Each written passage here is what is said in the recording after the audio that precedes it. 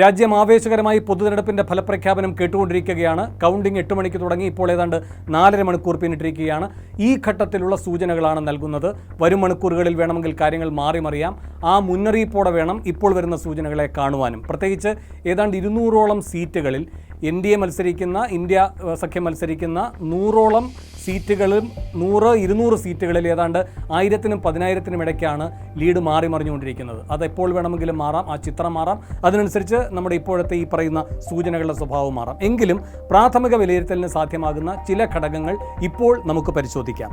ഒന്നാമതായി, ഈ ഹിന്ദി ഹൃദയഭൂമിയിലും അതുപോലെ തന്നെ പടിഞ്ഞാറൻ ഇന്ത്യയിലും ഈ രണ്ട് ഭാഗത്ത് BJPക്ക് തിരിച്ചടി നേരിട്ടിരിക്കുന്നു എന്നതാണ്. അതിൽ തന്നെ ഏറ്റവും പ്രധാനം UPയിൽ BJPക്കുണ്ടായ അപ്രതീക്ഷിതമായ തിരിച്ചടിയാണ്. കഴിഞ്ഞ തവണത്തേക്കാൾ നില മെച്ചപ്പെടുത്തും BJP സ്വന്തം നിലയിലെന്ന് അവർ ഉറച്ച ആത്മവിശ്വാസം പ്രകടിപ്പിച്ച സംസ്ഥാനമാണ് UP. എന്ന് മാത്രമല്ല, അയോധ്യയിലെ പ്രാണപ്രതിഷ്ഠയടക്കം അവർക്ക് അനുകൂലമാകുമെന്ന് കരുതിയ സ്ഥലമാണ്. മോദി മത്സരിക്കുന്ന വാരണാസി മണ്ഡലമുള്ള സ്ഥലമാണ് UP. പക്ഷേ ഇതിലൊക്കെയും വലിയ തിരിച്ചടി നേരിടുന്ന തരത്തിലുള്ള കാര്യങ്ങളാണ് വരുന്നത്. ചില കേന്ദ്രങ്ങൾ ആദ്യം മുതലേ പറയുന്നുണ്ടായിരുന്നു, മോദിയോട് വിയോജിച്ച് നിൽക്കുന്ന യോഗി ആ ഫാക്ടർ അവിടെ പ്രവർത്തിക്കുന്നുണ്ടാകാം എന്നൊക്കെ. ഇപ്പോൾ ഈ ഫലം വരുമ്പോഴും അങ്ങനെ മോദിക്കെതിരെയുള്ള യോഗിയുടെ ഒരു നീക്കമാണോ UPയിലെ BJPയുടെ പിന്നാക്കം പോകലിന് കാരണം എന്ന് സംശയിക്കുന്ന രാഷ്ട്രീയ കേന്ദ്രങ്ങളുണ്ട്. പക്ഷെ നമുക്ക് അതിനോട് യോജിക്കാൻ കഴിയില്ല. കാരണം ഡെമോഗ്രാഫിക്കായി പരിശോധിക്കുമ്പോൾ ഉണ്ടായിരിക്കുന്ന വലിയ മാറ്റം കാണാതെ പോകലാകും. വിശദാംശങ്ങളിലേക്ക് വരാം. ഏതാണ്ട് NDAയെ സംബന്ധിച്ച് BJP നേതൃത്വം കൊടുക്കുന്ന NDAയെ സംബന്ധിച്ച് ഏറ്റവും ശക്തമായവരെ പിന്തുണയ്ക്കുന്ന വിഭാഗമാണ് OBC. അതുപോലെ തന്നെയാണ് ദളിത് വിഭാഗങ്ങൾ SC, അതുപോലെ തന്നെയാണ് ST, അതുപോലെ തന്നെയാണ് മുന്നാക്ക വിഭാഗങ്ങൾ ജനറൽ വിഭാഗം എന്ന് പറയുന്നത്. ഇവിടുത്തെ കണക്കുകൾ ഇപ്പോൾ ലഭിക്കുന്നതനുസരിച്ചാണ് എങ്കിൽ ഈ ദളിത് വിഭാഗത്തിൽ നിന്ന് 38% കഴിഞ്ഞ തവണത്തേക്കാൾ BJPക്ക് നഷ്ടപ്പെട്ടിരിക്കുന്നത്, NDAക്ക് നഷ്ടപ്പെട്ടിരിക്കുന്നത്. മുസ്ലിങ്ങളുടെ വോട്ട് ചിതറിപ്പോയിരുന്നു.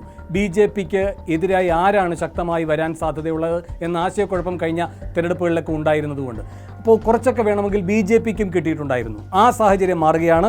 BJPയിൽ നിന്ന് 7% മുസ്ലിം വോട്ട് കുറയുകയാണ്. അതുപോലെ തന്നെ OBC വിഭാഗം 8% കുറഞ്ഞിരിക്കുകയാണ്. ST വിഭാഗത്തിൻ്റേത് 4% കുറഞ്ഞിരിക്കുകയാണ്. മുന്നാക്ക വിഭാഗം BJPയെ സംബന്ധിച്ച് ഏറ്റവും ശക്തമായി അടുത്തറാന്ന് അവർ OBCയെ പോലെ തന്നെ കരുതുന്നതാണ് മുന്നാക്ക വിഭാഗം. അതിൽ 16% കുറഞ്ഞിരിക്കുകയാണ്. കോൺഗ്രസ് നേതൃത്വം കൊടുക്കുന്ന ഇന്ത്യ സഖ്യത്തിലേക്ക് വലിയ ഷിഫ്റ്റാണ് കാണുന്നത്. ഈ പറയുന്ന പിന്നാക്ക ജാതികൾ, ദളിത് വിഭാഗങ്ങൾ, പിന്നാക്കമല്ല ദളിത് ജാതികൾ ഏറ്റവും ശക്തമായിട്ടുള്ള മണ്ഡലങ്ങളിൽ 56%-ഓളം ഉയർച്ചയാണ് കോൺഗ്രസിന് കിട്ടിയിരിക്കുന്നത്. മുസ്ലിം വിഭാഗത്തിൻ്റെത് 12%-ഓളം ഉയർന്നിരിക്കുന്നു. OBCയുടേത് വലിയ മുന്നേറ്റമാണ്, 56%. ഈ പറയുന്ന ജനറൽ മുന്നാക്ക വിഭാഗം 32%, ST 9%. ഇതെല്ലാം കാണിക്കുന്നത് എന്താണ്? UPയിലൊരു വലിയ ഡെമോഗ്രാഫിക് ഷിഫ്റ്റ് ഉണ്ടായിരിക്കുന്നു കോൺഗ്രസിനും ഇന്ത്യ സഖ്യത്തിനും അനുകൂലമായിട്ട് എന്നാണ്. ഇവിടെ ഏറ്റവും പരമപ്രധാനമായി കാണേണ്ട ഒരു കാര്യം എന്തുകൊണ്ടിങ്ങനെ വലിയൊരു ഷിഫ്റ്റ് ഉണ്ടായിരിക്കുന്നു എന്നതാണ്. പ്രത്യേകിച്ചും OBC വിഭാഗത്തിൽ നിന്ന്. അതിലൊരൊറ്റ കാരണമാണുള്ളത്. കഴിഞ്ഞ 5 നിയമസഭാ തെരഞ്ഞെടുപ്പുകളിൽ രാഹുൽ ഏറ്റവും ശക്തമായി ഉന്നയിച്ചതാണ് ഈ പറയുന്ന ജാതി സെൻസസ് എന്ന് പറയുന്നത്. അന്ന് കൈപൊള്ളിയതാണ്. കോൺഗ്രസിന് പോലും അത് ഇത്തവണ വീണ്ടും ഉയർത്തണോ എന്നതിൽ ആശങ്കയുണ്ടായിരുന്നു. പക്ഷേ ആത്മവിശ്വാസം ഉണ്ടായിരുന്നു രാഹുലിന്. അതുകൊണ്ട് തന്നെ അത് പ്രകടന പത്രികയിൽ വന്നു. അതിൻ്റെ ഫലം കണ്ടിരിക്കുന്നു ഏറ്റവും ശക്തമായി UPയിൽ എന്നാണ് കരുതേണ്ടത്. അങ്ങനെയെങ്കിൽ ബീഹാറിൽ എന്തുകൊണ്ട് പ്രകടമായില്ല എന്നതും പ്രധാനമാണ്. കാരണം UPയിൽ നല്ല രൂപത്തിലാണ് രാഹുൽ അഖിലേഷ് സഖ്യത്തിന് മുന്നേറാൻ കഴിഞ്ഞിരിക്കുന്നത്, പ്രത്യേകിച്ചും SPക്ക്.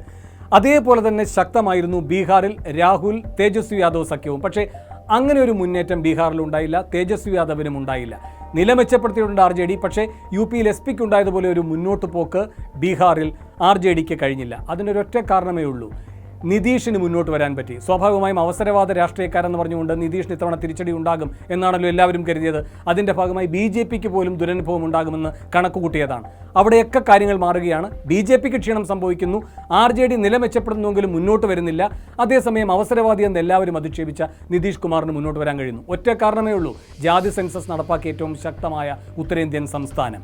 അപ്പോൾ അങ്ങനെ ഈ ഹിന്ദി ഹൃദയഭൂമിയിൽ OBC വിഭാഗത്തിന് അർഹമായ പ്രാതിനിധ്യം കിട്ടുന്നില്ല എന്ന രാഹുലിൻ്റെ മുദ്രാവാക്യം നടപ്പിൽ വരുത്തിയതിൻ്റെ ഭാഗമായി മുന്നണി മാറിയെങ്കിലും നിതീഷിന് അതിൻ്റെ നേട്ടമുണ്ടായിരിക്കുകയാണ്. അപ്പോൾ കോൺഗ്രസിനെ സംബന്ധിച്ച് പുതിയ മുദ്രാവാക്യം അവർ ഏതൊക്കെ വിഭാഗത്തെയാണോ പ്രതിനിധീകരിക്കാൻ ആഗ്രഹിക്കുന്നത് ആ വിഭാഗത്തിൻ്റെ വിശ്വാസം നേടിയെടുക്കാൻ കഴിഞ്ഞു. അവരാർക്കൊപ്പമാണോ ഇതുവരെ നിലയുറപ്പിച്ചിരുന്നത് അത് BJPയിൽ നിന്ന് മാറുകയും ചെയ്യുന്നു. അതിൻ്റെ ഒരൊറ്റ കണക്കോടെ പറഞ്ഞ് അവസാനിപ്പിക്കാം. 152ഓളം സീറ്റുകളിലാണ് കോൺഗ്രസും BJPയും നേർക്കുനേർ മത്സരം നടത്തുന്നത്. ഇപ്പോൾ തെക്കേ ഇന്ത്യ പോലെ കോൺഗ്രസിന് ശക്തിയുള്ള സ്ഥലങ്ങൾ മാത്രമല്ല, ഹിന്ദി ഹൃദയഭൂമിയിൽ 2014-ലും 2019-ലും കോൺഗ്രസ് ഇങ്ങനെ BJPയോട് ഏറ്റുമുട്ടി വലിയ രൂപത്തിലുള്ള തിരിച്ചടിയാണ് ഉണ്ടായത്. അങ്ങനെ സങ്കോചത്തോടെ നിന്ന കോൺഗ്രസിൽ നിന്ന് മാറുകയാണ് 2024 കോൺഗ്രസ്. ഈ 152 സ്ഥലങ്ങളിൽ 65 കോൺഗ്രസ് ശക്തമായ മുന്നേറ്റം കാഴ്ചവെക്കുകയാണെന്ന് വെച്ചാൽ കഴിഞ്ഞ 2 ഘട്ടവുമായി താരതമ്യം ചെയ്യുമ്പോൾ ഏതാണ്ട് 30% മുന്നോട്ട് പോവുകയാണ് കോൺഗ്രസ് ചെയ്യുന്നത്.